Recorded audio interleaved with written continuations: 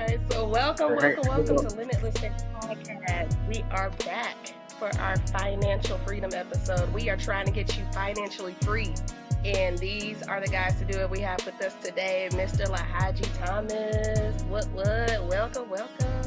what up, And we y'all? have Mr. Darrell Dominic. Y'all may know him formerly as Smiley D. Up in a hat. What's good? What's good? Well, welcome and thank you for just joining us and sharing your insight and spilling your wisdom upon the folks because they definitely need it. I definitely need it. I'm working on some things, but hopefully y'all can help me get there a little faster. So let's get to it.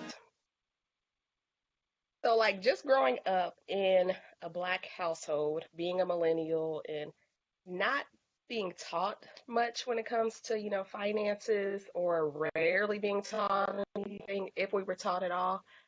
Why do you think this is the case?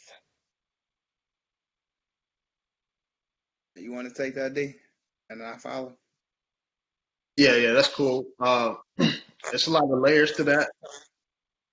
You do have the education aspect that, when black people weren't given the education, when we were deterred from learning how to read, things like that.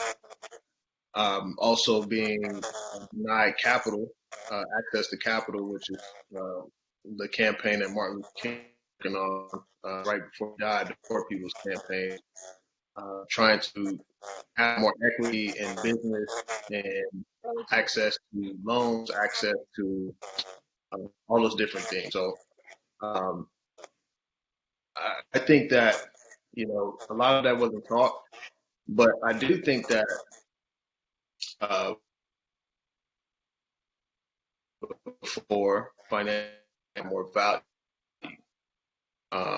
and when a dollar had more value, you did have more black home ownership.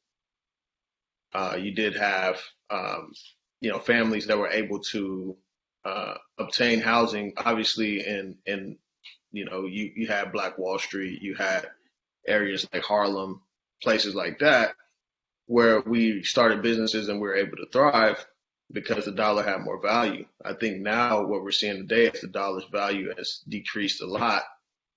We're seeing that many millennials are getting out of college and having a ton of debt and no assets to their name.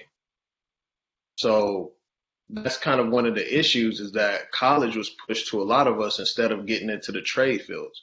I mean, I went to college, got my degree, $70,000 in debt, and my friend who went to be an electrician, he making more than me, almost twice more than me with less debt. So I think that, that has crippled, a lot of, black millennials because we're out of college and we're super, we have a lot of debt, and no assets to our name.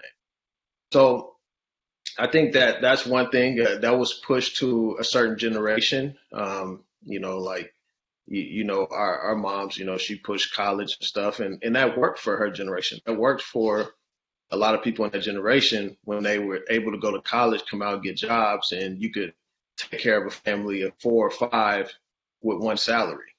That's not the case now. Now you happen to have 2, 3 people working in the household to really, make the ends meet. So I think that that's kind of one of the things like we didn't really learn the entrepreneur side, the business side of things, and being able to go out and make more money because we were taught like, hey, you go to college, you go to college and then, you know, get into this field or this field and a lot of these fields don't really pay a lot and we we give our all because we have a good heart. We're like, hey, we get into these social work fields because we have a good heart and we want to help others. But in reality, you're not going to get wealthy in those jobs. Yeah, that's definitely so true. And I will add on. You talked a little bit about access. I'm going to talk about access to knowledge and wisdom because there's power in knowledge, and what you don't know, you don't know, and what you don't know, you can't teach. And from generation to generation to generation, we've been taught time and time again how to save money, how not to save money, how to consume and buy and buy and buy and spend and spend and spend and not save. And we've passed that down from generation to generation because there's a lack of knowledge. When we talk about the stock market, I remember this conversation to this day about Amazon. I'm from Seattle. Amazon was in Seattle. Microsoft was in Seattle. I could have been buying stock when I was a shorty. And then when I discovered stock, I was like, Pops, you never told me about Amazon. Like, we could be rich. Like, I didn't even have to go to college. We could have just been investing, stacking, saving. And then instead of buying that bike that I wanted, we could have did something with that money and made it grow for us. He said, son, I simply did not know. I simply did not know. And you probably know more about it than I do. And I'm older than you. So what's that say? Age don't mean nothing. Knowledge is at the access of your fingertip. You can go get it if you want it. And I think we've been conditioned over the years to block that, to not read, to not go get that knowledge, to not look things up. And now we got this instant gratification where we want things now. Like, we got to start getting this knowledge because knowledge is power. And if you want freedom, you got to read about it. You got to learn about it. You got to discover about it. And it's not going to come until we actually sit down, reflect, deal with ourselves, deal with the things that we've went through, and then come to a new future that we create. And that's my take on that. I just wanted to add onto that as well. One of the things is that now we have more access to this knowledge. We talk a lot about systemic issues, but we really have more access than any other generation of Black people in this country. They came out with Robinhood with the stock market where you can start trading stocks on your own. You don't have to have a broker. You have the access to the internet, Google, all those different things, and so we have a lot more access. And I think that was a component of, we were rarely taught, how to manage our finances. Back then they didn't have as much access as we do now to learning these things.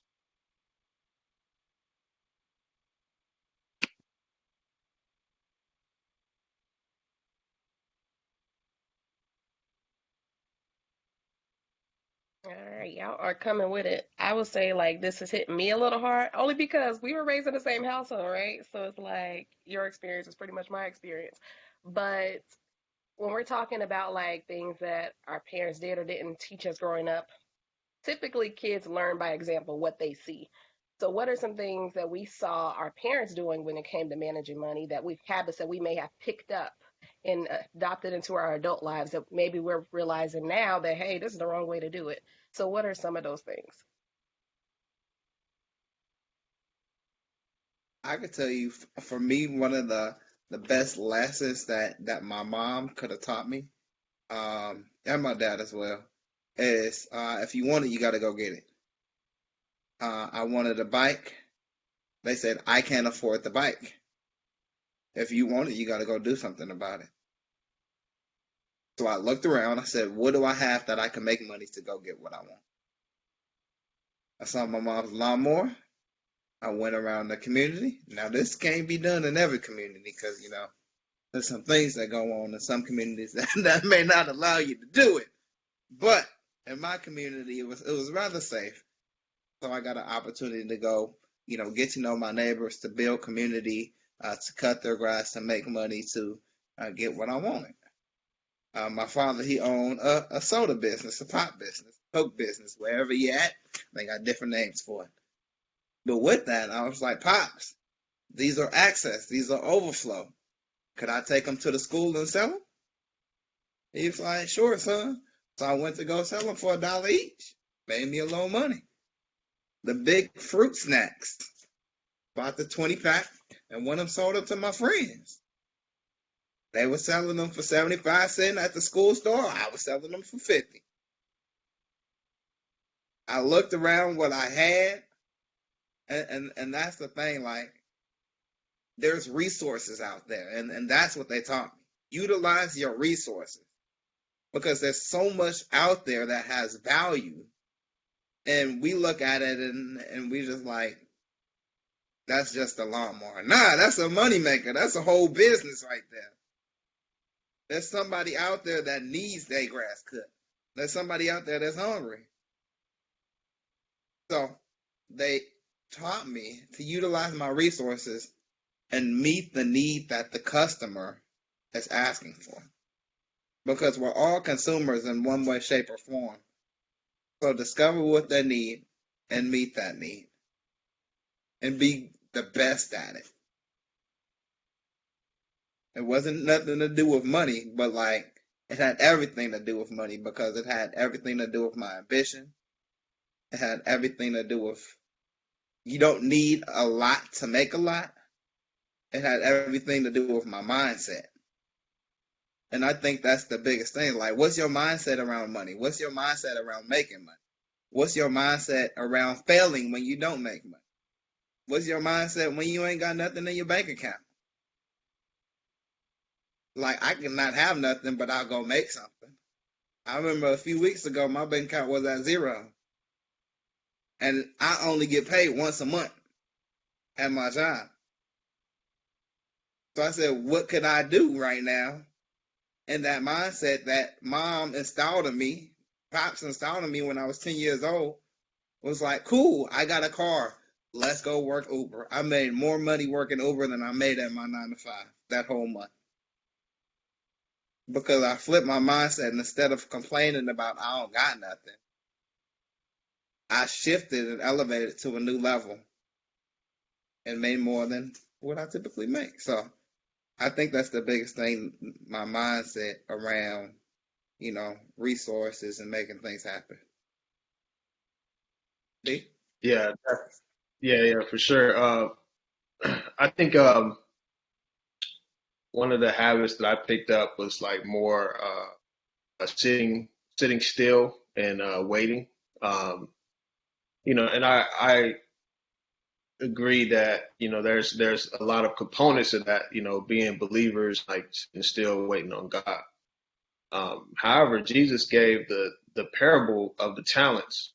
And when the master gave each person talents, money to go invest. The first two went and made that money multiply. So they got up off their butts and they went and made something happen. The last person sat on it and just buried it. And then when they brought it back to the master criticized them. And I think that's like more of what I learned was just like, sitting still and waiting and not really getting out there and getting it. And I think that's a big component of it, because we have to change our mentalities from I can't afford it to how can I afford it. That's a big shift that has to happen in our mentalities. And ever since that's happening within me, I've been able to get out and make things work. I also got into the habit of paying myself first. Okay, out of every paycheck, I pay myself 10% or more first. Before the bills get any of my money, I pay myself first. I put it in an investment account or a life cash value life insurance that gets interest or whatever.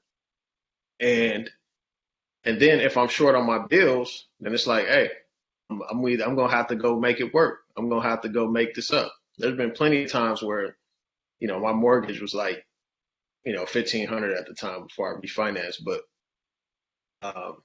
where I would have like $900 for my mortgage after paying myself first.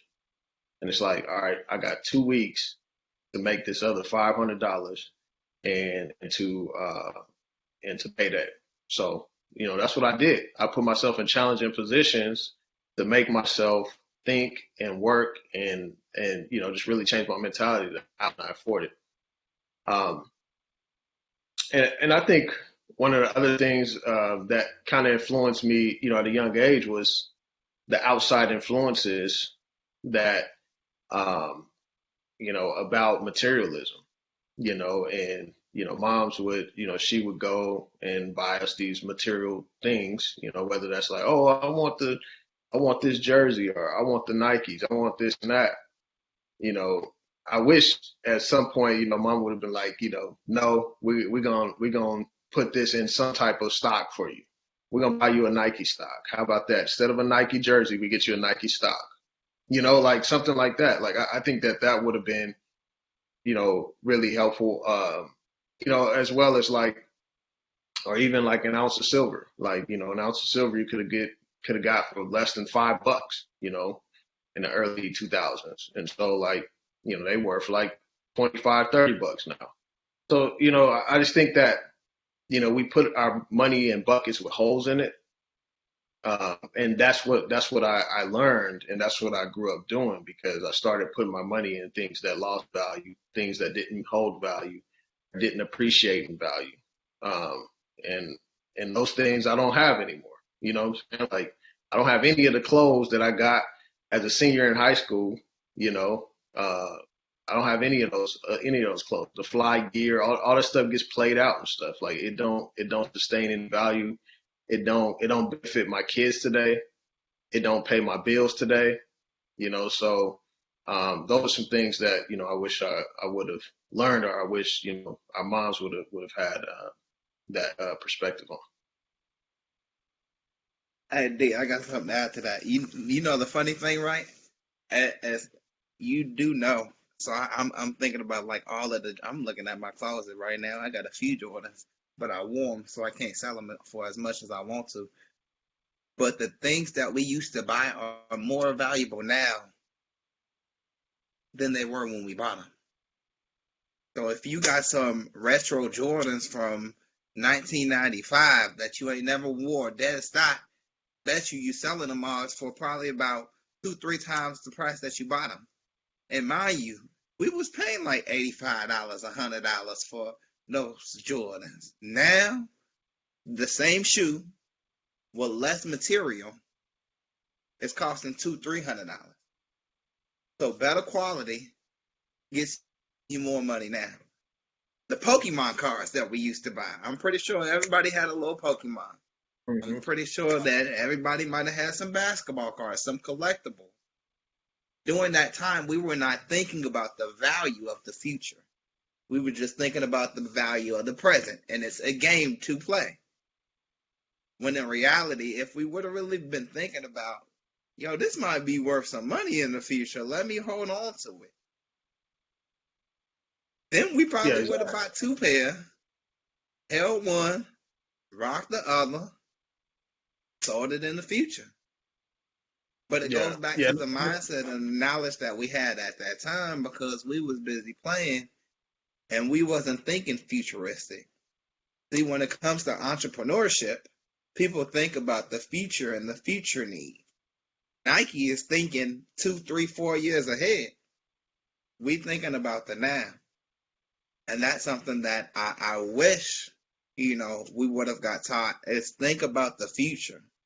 Don't just think about what's happening now, because they planning stuff for the future. And if you think about what's happening now and the value that it has now and not in the future, then you're likely to miss out. And exactly. I was on the flip side of you, because they didn't buy me Jordans. They bought me Shaqs with holes in them. So they taught me. I'm for real. They bought me Shaqs with holes in them. Well, they didn't have holes in them, but 2-3 weeks later, they came from Payless, so the quality wasn't as good. But that taught me something, though. That taught me not to get caught up in appearance. Because I got made fun of. Yeah, they talked about me. But the reality is, it taught me how to deal with that struggle. It taught me how to deal with that failure and keep it moving. Now I'm probably one of the flyest people out there if I want to be. But I could also deal with rejection too. And I can also deal with not having a lot. So I understand what it is to be at the top and also at the bottom. And sometimes we got to understand all of those moments and how to learn from them and how to grow from them in our mindsets about money.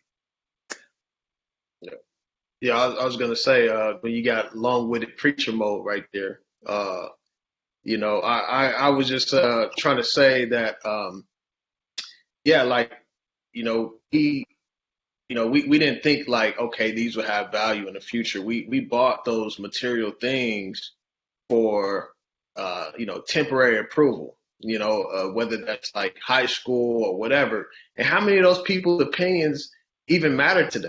Like, how many of us remember people's opinions about Uh-huh. it? Like, it's crazy. Like, and so we bought those things for that, like to seek this affirmation from people that you don't care about their opinion. Their opinion don't matter today, and that was we could have did a lot more different things with that money, or been thinking future focused, like, hey, these Jordans might be, they're gonna be worth something in the future or whatever. So yeah, that's just what I want to So you talk about like keeping up appearances for what other people think. So in society today, how much of a role do you think society even plays on how we manage our finances or how we even see money? Well, our society is very consumer driven. We consume more than we produce. I mean, we see that in the trade deficits with the United States. We import more goods from China, India, all these other places, Mexico, than we export. I mean, we gave away a lot of our manufacturing jobs. We gave away a lot of the things where we actually used to make stuff. I mean, now we have more service oriented jobs. Um, so that's kind of like a big macro kind of thing, like, okay, this is ingrained in the US, is that we consume more than we produce. So that plays a role. But then you also have, what is, I think, is the history of degradation, being degraded, feeling not worth anything unless we, are able to compete and be able to wear the fly stuff, stuff like that, stuff that don't hold value. I mean, I still see kids today, I work with kids today, and they care a lot about appearance and all those things. Like, they want to be fly.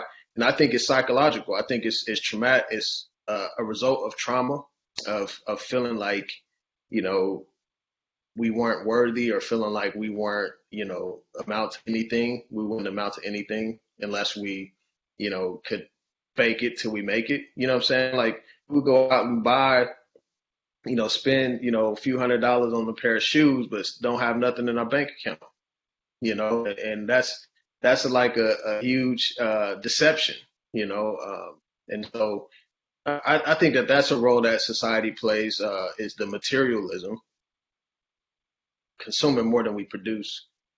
So that plays a big role on that. We'll let go, LaHaji.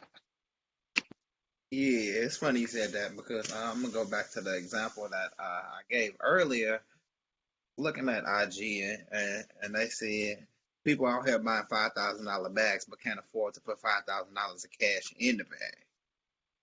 Say that again. People out here buying $5,000 bags but can't afford to put $5,000 in cash in the bag, and may or may not have used credit to buy the bag. And that's a whole different thing by using credit to buy the bag, because you're using other people's money and your bag is probably gonna cost about $10,000 because you busy paying interest and not the principal. But we gonna keep it there. So basically what we're saying is we are being programmed by what we see.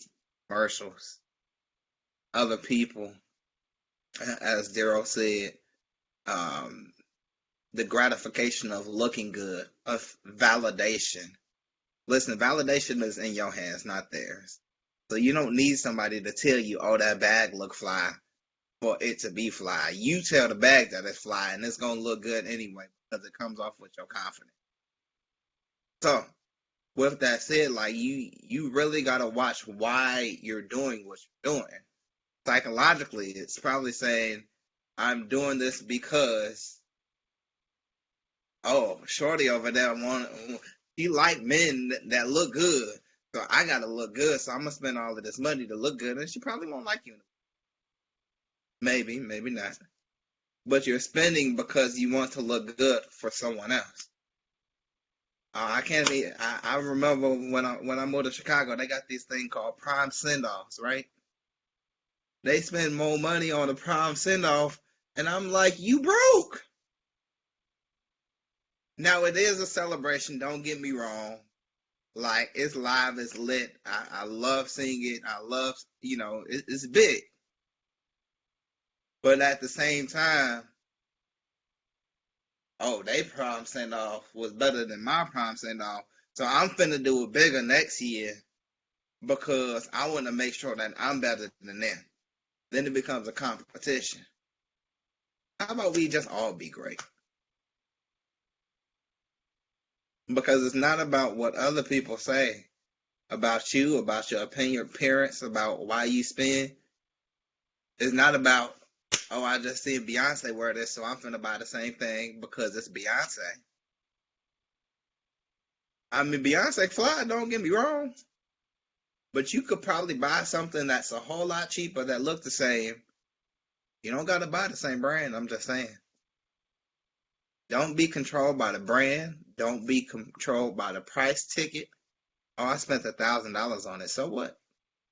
I mean, that's cool. Do you got a mortgage?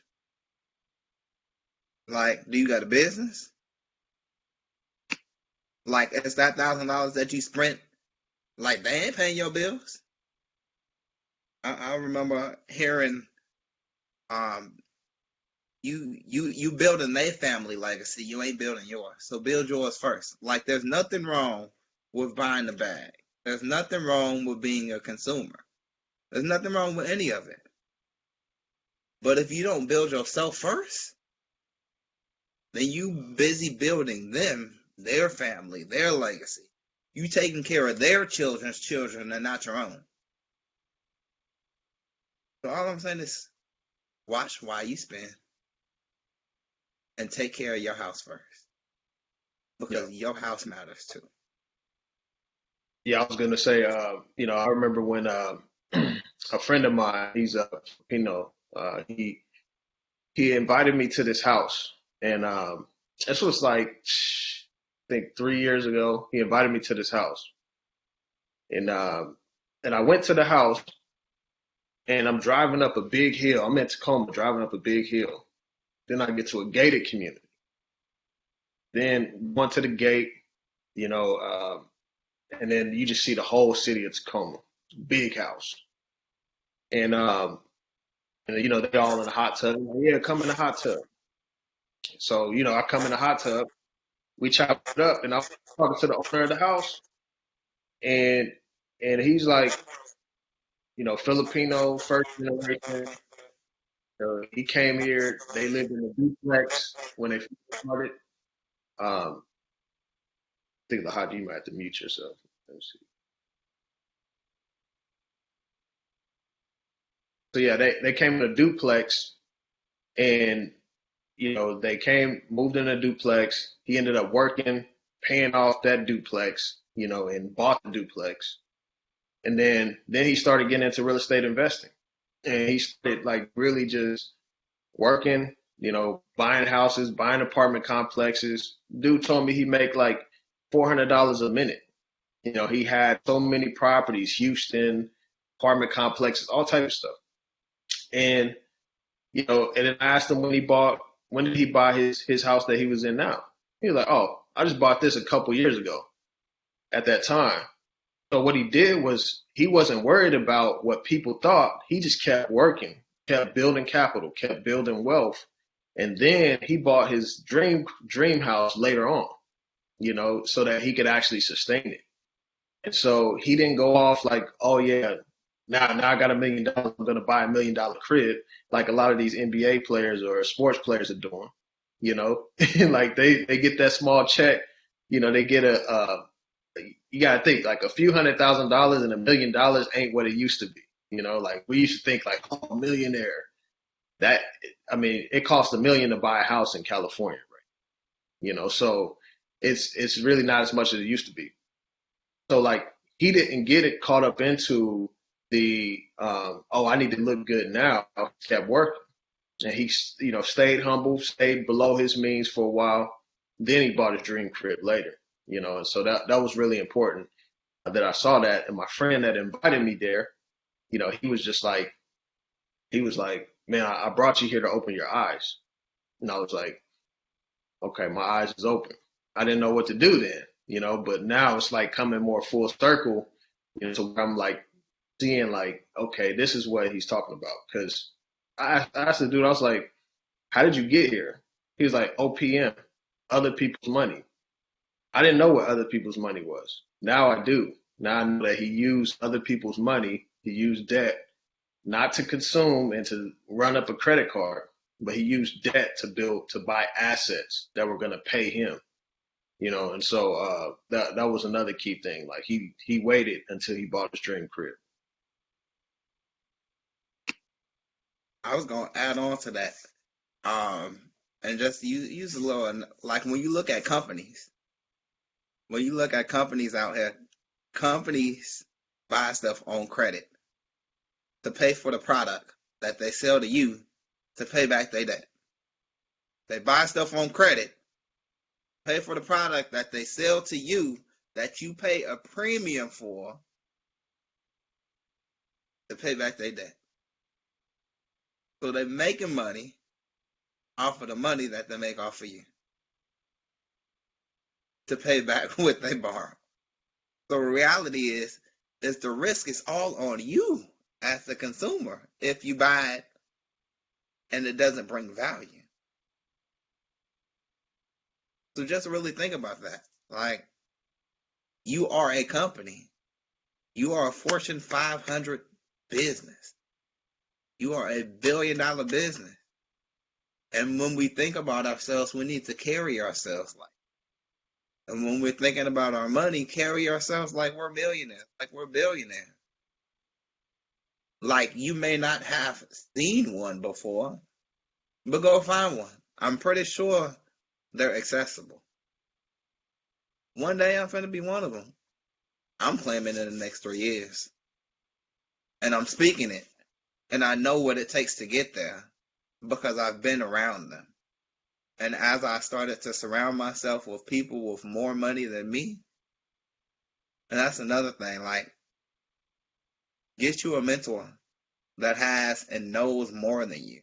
Don't get so caught up in they know more than me that I can't listen to them. Find somebody who know more than you. And speaking of Filipino, one of my best friends is a Filipino. And their culture is so different than ours, right? Like they've been trained to become a unit and work together to do a task. So they have 4, 5, 6, 7 people in the crib, all paying one mortgage, and all their money going to one thing. So their money goes further. But in the black community, we get 18. Oh, when you get 18, I'm kicking you out the house. Well, what if they're contributing to the house? Could they stay? What if they're trying to build something? You gonna force them out? Are you gonna allow them to live, to work through whatever they gotta work through to build, and y'all could build together? And I feel like that's one thing that in the black community specifically, don't be afraid to actually work together. Like me and Darrell, we got together and created an LLC around real estate and buying property. Me and my boys back in Washington, we created an LLC and investment club so we could all put our money together and collectively build. Because there's power in numbers. And yes, you may be able to do it by yourself, but it's a whole lot easier to get with people, trusted people, because everybody can't be trusted. So make sure you vet the people out that you're doing business with. But Don't be afraid to do that, because there's a whole lot of wealth out there and enough for all of us to make it. Like, we are not enemies. We both got the same goal. Let's work together to do it.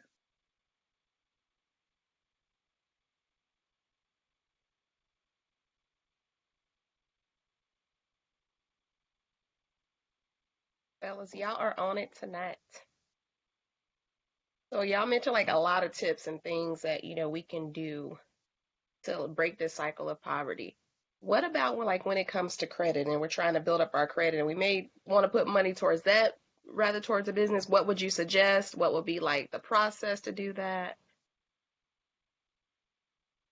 I take this one Yeah, first. Oh, you got oh, it? you, yeah, I yeah, would I can say, go for it. go ahead. Go, you go. I bet.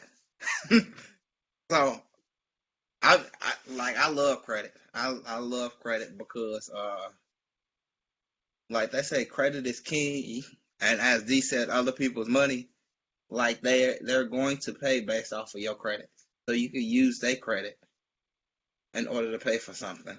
But I would say learn the credit process. Like when I talked about financial literacy and having that knowledge, like in college, I didn't know not paying a bill could go on your credit.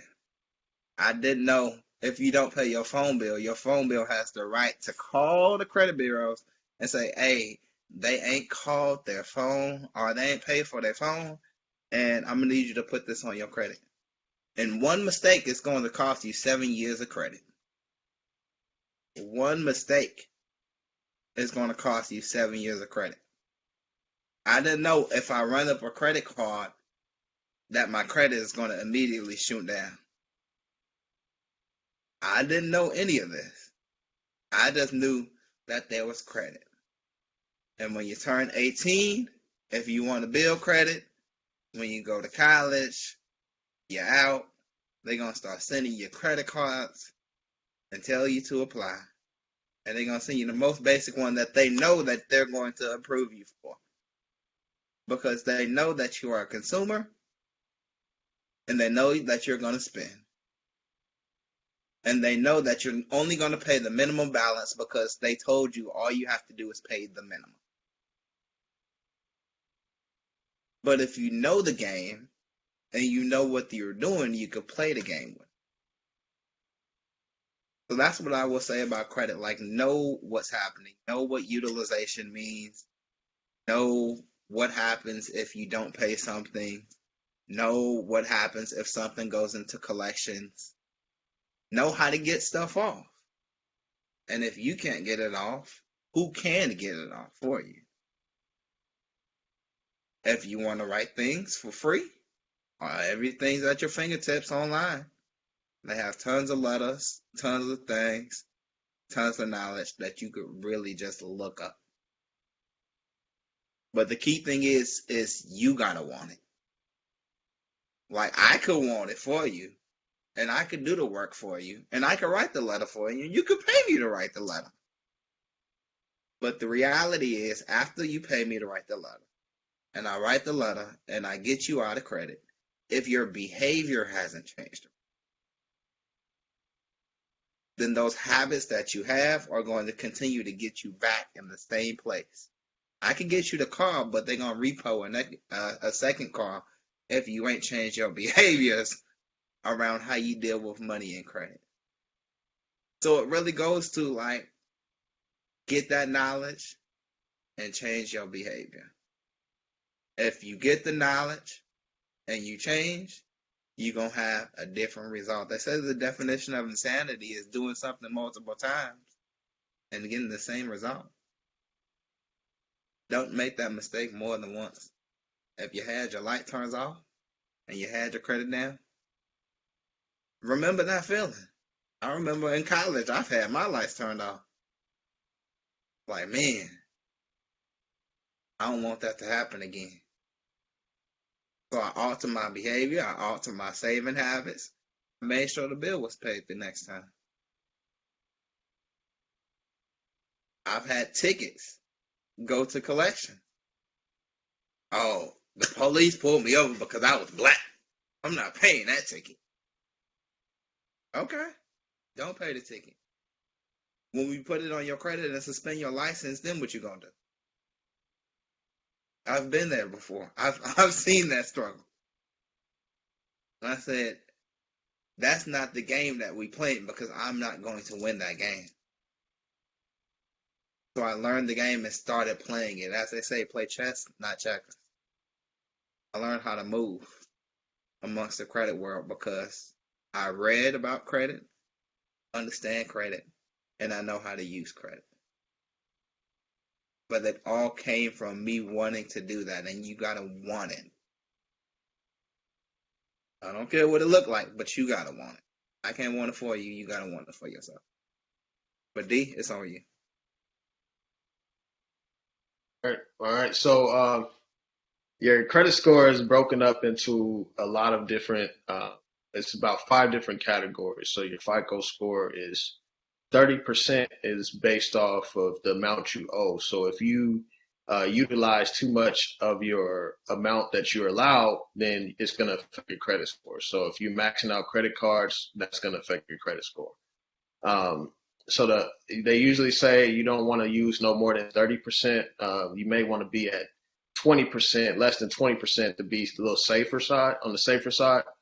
And so 30% is based off the amount you owe. So if you're maxing out a lot of credit cards, you are going to hurt your credit score. 35% is based off of your credit history or your payment history. So if you're not making payments on time, then it's going to affect your payment history. So you have to make your payments on time. 10% is actually the mix. So you have a mix of credit. You have fixed credit and you have revolving credit. Fixed credit is a car loan, a mortgage, a student loan. That means that you can't, once you pay it, you can't access that credit again.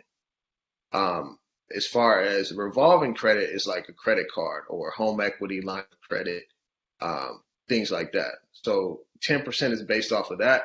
And then you have another 15% that's based off the length of your credit history.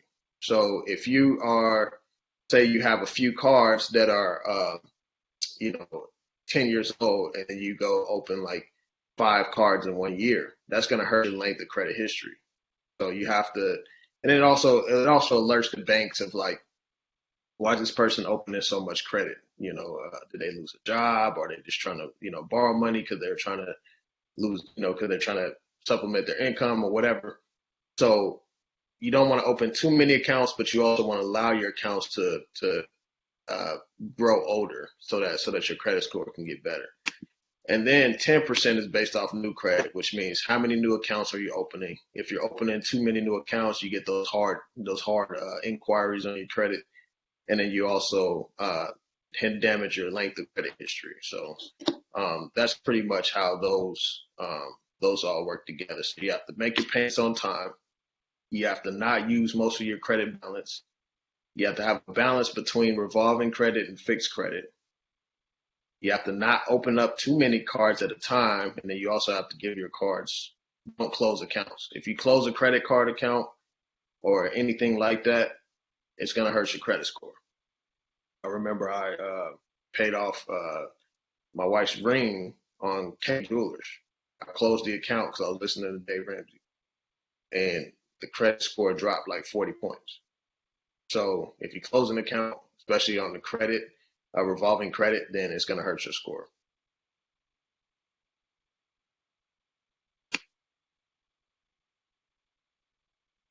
I got I'm gonna have a something else too. Let me tap in on that. I'm being deep right now.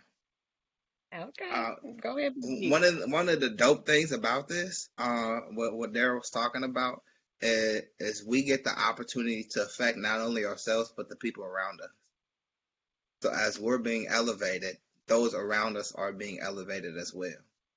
So I get the privilege now to not only affect the generation after me, but I also get to manage my mom's credit. I also get to manage my pop's credit if he needs it. I also get to manage and support people around me that may be looking for advice for credit because I now hold the source of the information. And if I'm being that, then naturally those people around me get a dose of what I got. So, when it comes to buying a car or buying a house, because I've been privileged to, buy a house, to buy, a car with 2% interest, that means I'm not paying really any interest on my car. Basically, the ticket price is the price I pay. Versus somebody with a lower credit score, they gonna pay that plus an extra $2, $3, $4,000 because they have lower credit. So now, since I hold that space of knowledge, passing it along to others around me, now their lives are getting better. See, when we're talking about generational curses and things that people hold, they hold them because they're there. They're holding because that's the way it always used to be. And until somebody decides to break the curse, to get the knowledge, to go through the thing and fix the problem, then they're going to continue to live in the same result. And I made the decision, I'm going to be a millionaire. And my mom's going to be taken care of. Like, when it comes time to, stop working, Ma, I want you to retire. Go have a good time on me. Like, you did it for me, let me do it for you. Like, my credit and my cash flow is big enough for the both of us. Go live on. Because you've earned it. Because I now have this knowledge, so it gives you an opportunity to have a better life as well. So as we as beings develop this knowledge, whether it's to do with money or whatever other area in the life, remember, people are watching. And what you do with your credit, with your money, other people are inquiring about how to get there as well. They may not say it. They may be too shy to ask. But they watching. And you are impacting those people. And that's one of the things that I learned. There's impact in what I do.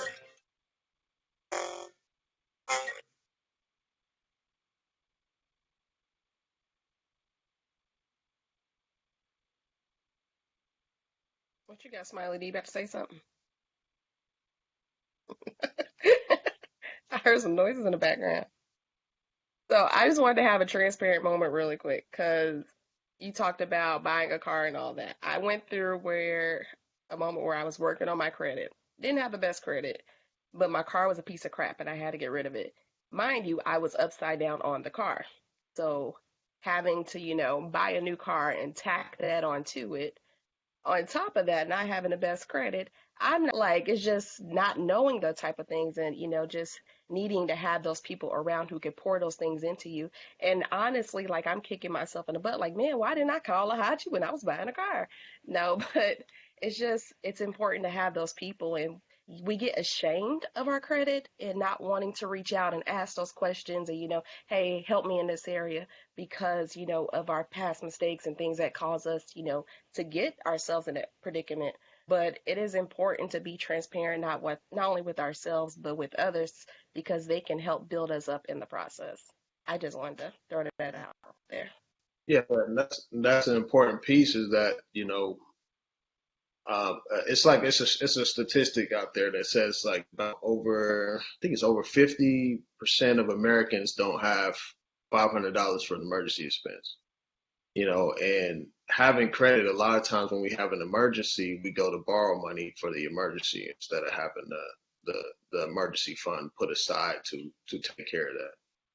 So that's like definitely something that we have to think about as well, and that's kind of what I've been working on too. So yeah.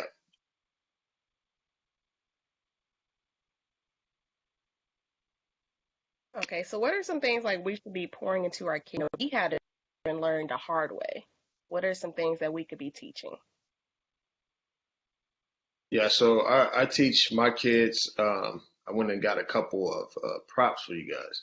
I teach my kids about precious metals.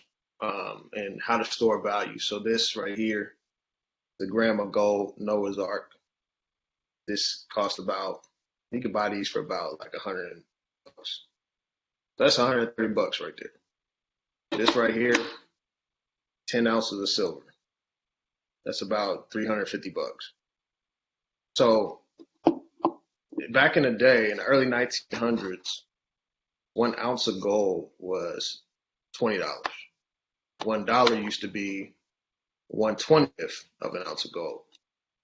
Fast forward to today, you can get an ounce of gold for $1,800. But a dollar is still a dollar, right? So the dollar is made to depreciate. It's made to, the more money they print, the more value we lose in the currency. Every fiat currency, every paper currency that's ever been created has failed. And right now we're just privileged because we're on we're on the American dollar, which is the world reserve currency. At one point, Great Britain had the world reserve currency with the British Empire. Rome had the world reserve currency. All of those, and these paper monies, they fail. So what I teach my kids is that, okay, buy something that maintains value, stores value, or grows in value. So this right here appreciated a lot in value since the early 1900s because it's they call it real money. They actually call it God's money, gold and silver, because it's like natural earth as opposed to like the piece of paper dollar. So that's one thing I teach them. That, as well as I teach a little bit about Bitcoin as well. But I think one of the biggest things is how to escape the rat race. So the rat race is we go to school, accumulate a lot of debt, we go work a 9 to 5. So statistically, people that are employees pay about 40% in taxes over their lifetime, which is a lot of money. You're self-employed, you're paying about 40 to 60% over your lifetime. So we say start a business, okay, like let's leave the workforce, let's start a business. Okay, we're most likely still paying a lot of taxes, so we're still giving a lot of our money to the government, and we're not creating a system that works for us. Like a lot of times with our businesses, we have to be the ones that are running it, otherwise it's not going to run. And yeah, you have to start somewhere, but you have to get it to a point to where you're able to make money in your sleep, or you're able to pass it down to your kids. So like, say like a doctor or a lawyer, they're self-employed. So, okay, they got their own business, but when they pass away, can they pass it down to their kids? What if their kids don't want to be a doctor? What if their kids didn't go to school to be a doctor? What if their kids didn't go to school to be a lawyer? Same thing with being an employee. When we pass away, we can't pass that job, on to our kids. Like we can't be like, oh yeah, my position at this job is getting passed down to my kids. We can't do that. So the people that pay less taxes and benefit are business owners, people that have 500 employees or more. So that's like McDonald's, like with Ray Kroc. You think of Ray Kroc, who essentially stole McDonald's from the McDonald's brothers, but he did do some good things. But he's able to pass that down generation to generation, and that's a system that is working for him, working for his family. His family probably don't even have to join the board. They probably don't have to pick up a finger, and it's just going, and it's making money for his family generationally. That's the difference between, when we start businesses and, sole proprietorship or whatever, and it's just based off us and our efforts, versus when you have a system that's working for you that can pass down to your kids and that continuously working for you. The other thing is being an insider investor.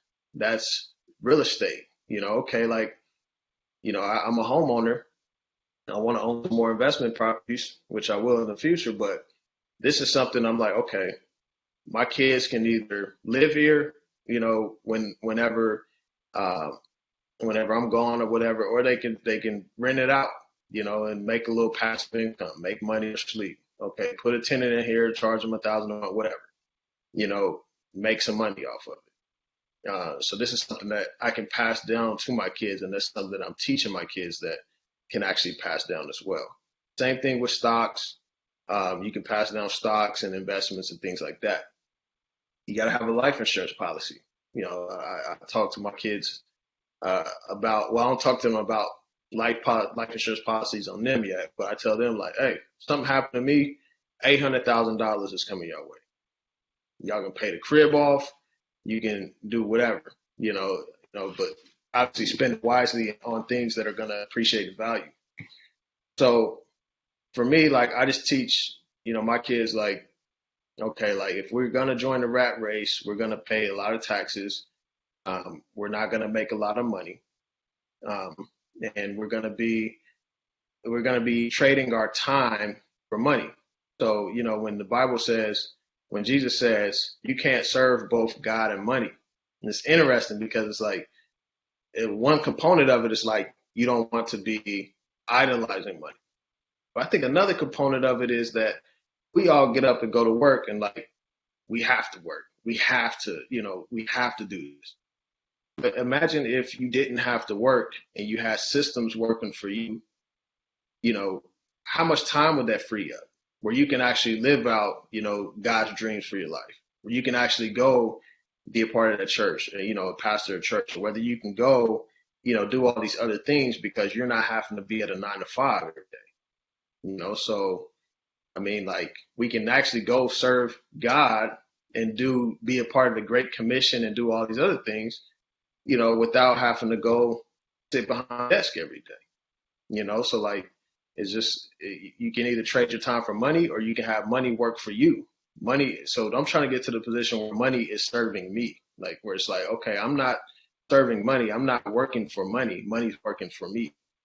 And so that's kind of the paradigm shift that I'm really walking into, where I'm buying assets, whether that's stocks that pay dividends, eventually having investment properties where people are able to can rent out those properties and people, pay a monthly rent, like things like that. And just kind of learning like in those areas, you're going to pay less taxes, especially real estate. Like real estate, you pay way less taxes than anybody. A lot of people criticize Donald Trump for paying $750 in taxes, but Donald Trump's a businessman. I mean, I think when Hillary Clinton first criticized him was like, you don't pay taxes. And he said, that's because I'm smart. And it's like there are loopholes within the laws, the tax laws, that we have to get to know. We have to educate ourselves, because if we don't, then we're going to be a victim to government coming taxes, bringing taxes and raising taxes and all of that stuff, and what are we paying taxes for? Irresponsible government. When we got those recent stimulus checks, I went to the mall to pick my son up. The mall was packed. Okay, so why is the mall packed? And it's like, okay, like I'm not saying that, people can't buy things for themselves. I'm not saying that, I should dictate where people spend their money, but ultimately anything that government spends is supposed to come from tax dollars. Supposed to come from taxation. So that's kind of one of those things where it's like, okay, well, I don't want to pay the government more taxes, especially if they just throwing money out the window, and being irresponsible with the money that they're spending. And that's ultimately going to affect our kids' generation.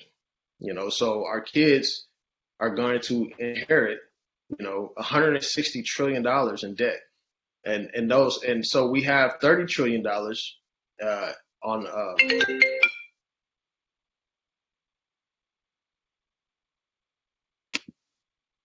my bad, somebody tried to call in the middle of the thing. So we have $30 trillion in debt right now, consumer debt. I mean, well, you have consumer debt, you have government debt, all those different things. But we're promising 160 trillion. So that's pretty much Social Security, pensions, and all of those types of things. So that bill has to be paid by somebody. And a lot of the generations before us are actually benefiting off those bills. Like they are already coming into retirement, receiving their pensions and everything. But that's no guarantee. Like me and LaHaji, we both got a pension. In 30 years, do we think that the government or the states are going to be able to pay those pensions when they're already in debt? So that's something that our generation and that our nation is passing down to our younger generations. Like we think of like stimulus as like, oh yeah, we getting a check. Okay, well your kids or your kids' grandkids or whatever, somebody's gonna have to deal with that bill. And if you look historically at inflation and the prices of goods and services tripling, things like that, somebody's gonna have to endure some pain at some point. Or even if the dollar collapses, like that's another risk. Like, every fiat currency ever created has always failed.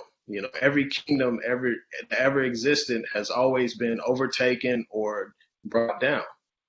So those are some things that I'm kind of trying to work with my kids on. Is just like, okay, like, and I'm actually working today, like buying things like silver, and gold. Like, hey, this is for you. I'm not here to sell this. I mean, I could sell some later on when it goes up in price, but I mean, this is like, hey, whenever things come down, this is for you, and you should be doing the same, buying the same.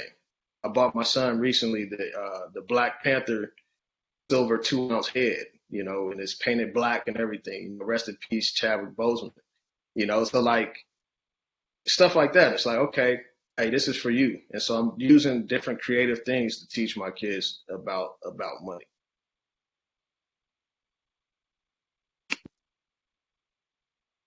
Now, what I will teach my future kids, because I ain't got none right now, is a lot of the stuff that Darrell talked about. Um, really the value of you as the product and the producer. Because we could talk about money, but it took something to make that money, right? It took some knowledge, it took wisdom, it took some thought, it took some sweat equity, it took something to produce the product to get the money, right? So really the value of you, like it doesn't happen without you. It doesn't have. And another thing, what Darrell talked about, like when you passionate about something, it doesn't become a job. You're no longer working for the money. You're working because you want to. So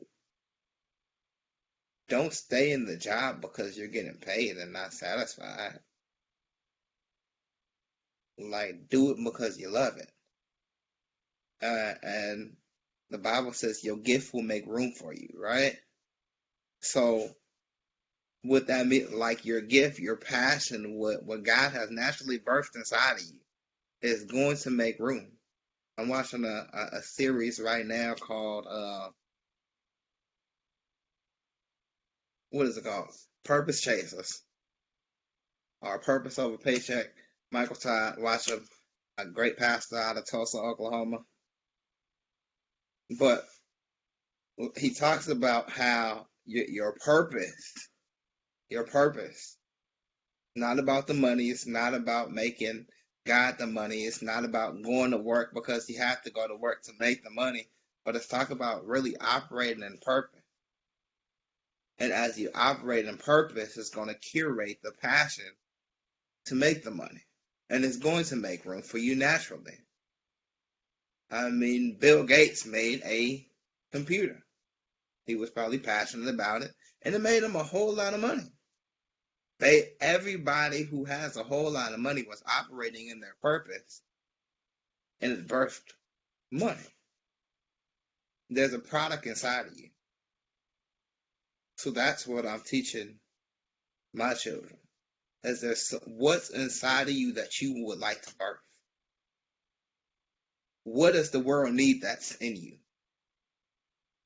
Because somebody's waiting for something. They say that the graveyard is the wealthiest places in the world because people die with their dreams inside of them. So when I'm talking about money, when I'm talking about finances, when I'm talking about anything, I would like to teach my children that there's something inside of you and don't be afraid to do that. And also, I would like to teach them about failure as well. Because the biggest entrepreneurs fail multiple times. And when it comes to money, we could live all high, but if we become broke and don't know how to live, we're going to go crazy. If Donald Trump didn't have no money, he probably would go crazy. So remember what's inside of you. And remember, it's not even about the money. Because the money's going to come.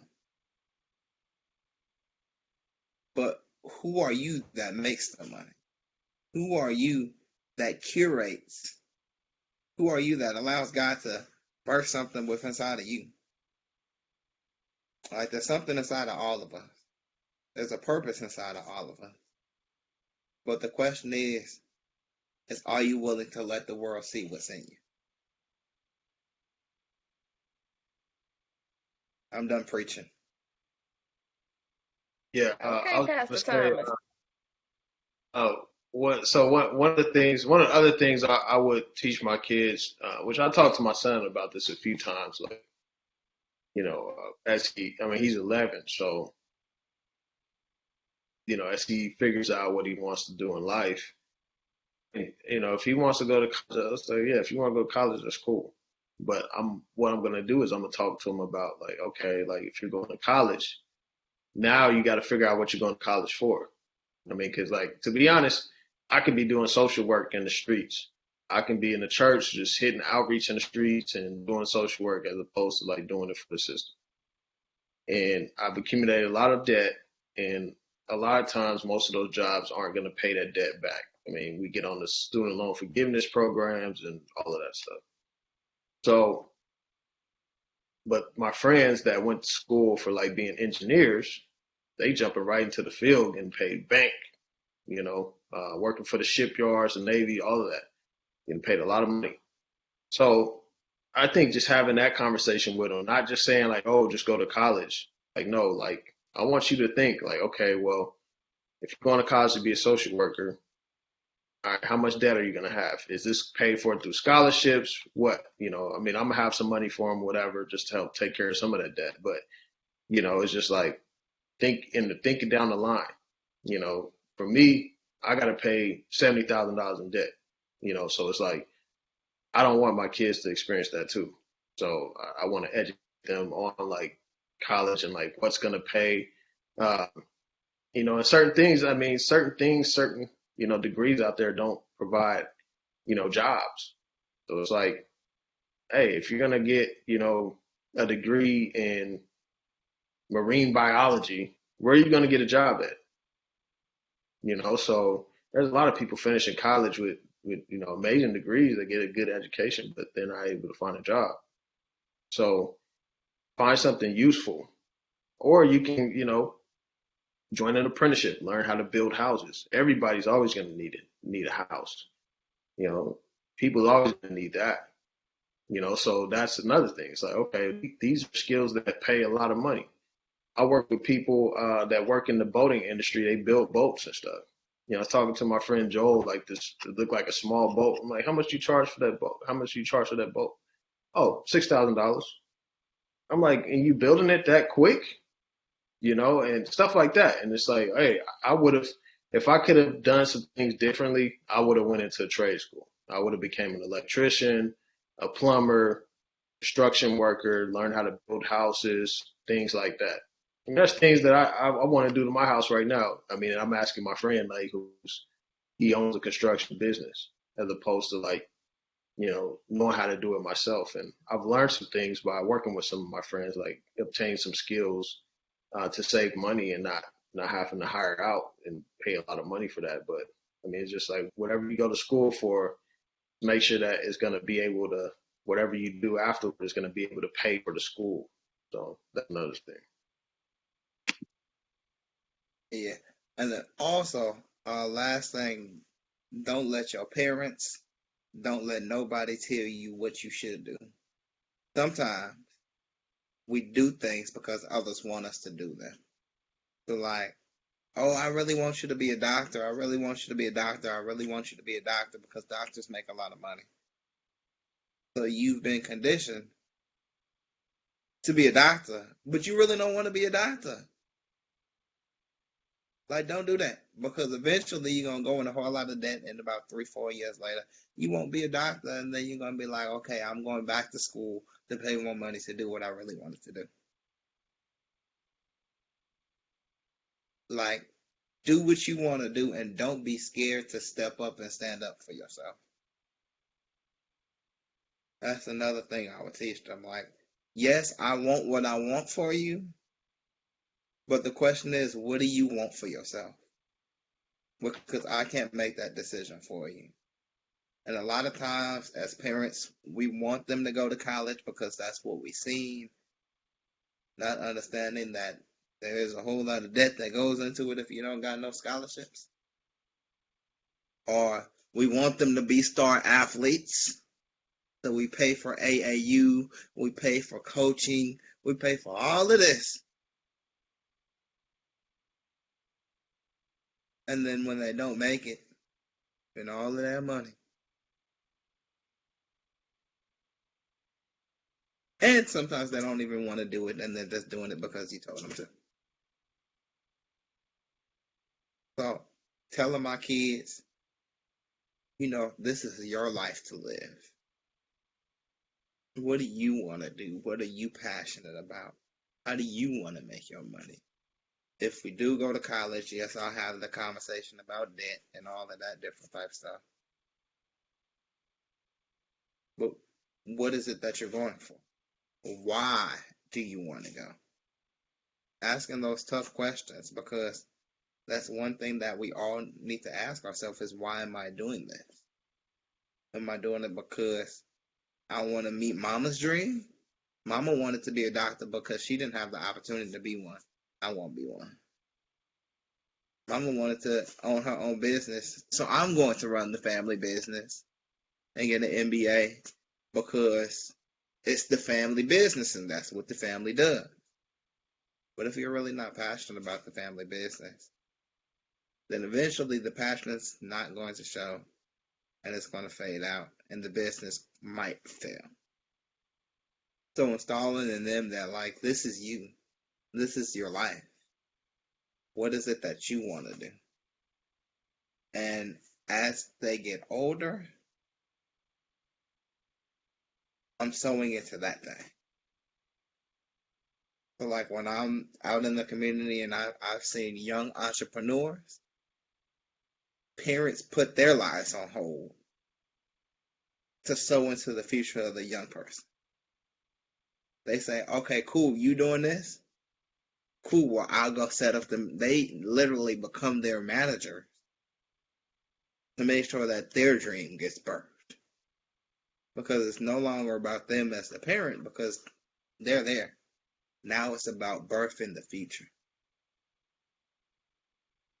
So putting me aside, my pride, my everything, and saying, young person, son, daughter, what is it that you want to do? And sowing into that. And then also telling them, if that don't work, plan B is you could always come work with Pops. And also let them know that there's always going to be, I'm always going to let them fall, and I'm always going to be there to catch them. I'm not going to, what's the word I'm looking for? I'm not going to cripple them by always doing the forum and walking them side by side and, doing the tag. Like, I'm always going to be that safety guard, but I'm going to let them fly. When the bird goes out, they push them out and they let them fly. You got to let your kid fly sometimes. but I'll always be there to catch. So with that, next question.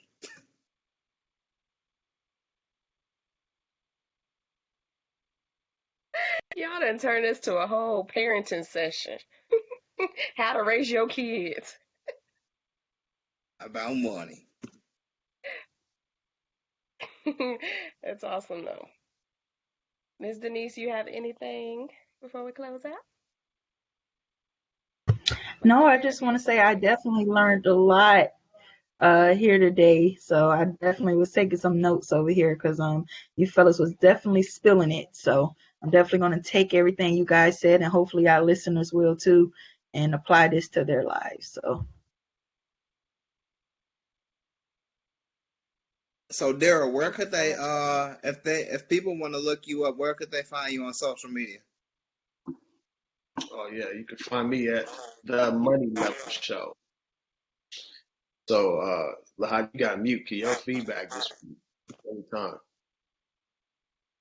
So yeah, That's so you can funny. find me at the Money Level Show.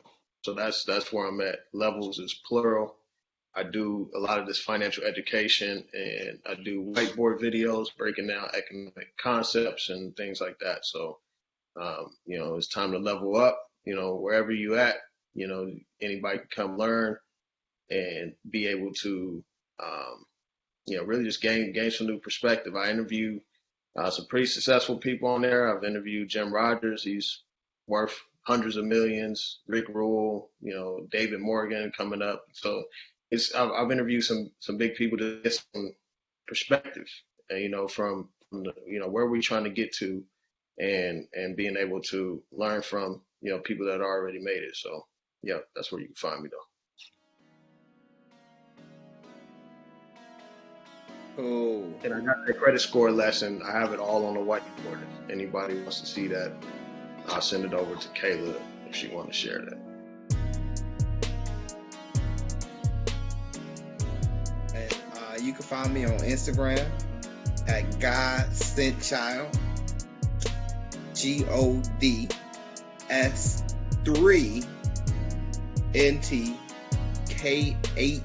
GODS3NTKHILD. I'll say that again.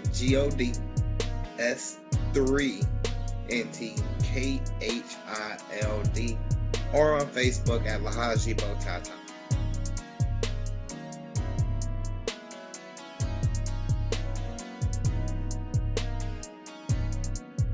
All right. Thank you so much, fellas, for joining us and just pouring into us and just sharing your insight. I just pray that God will pour it right back into you. And so until next week, you all be blessed and have a great night.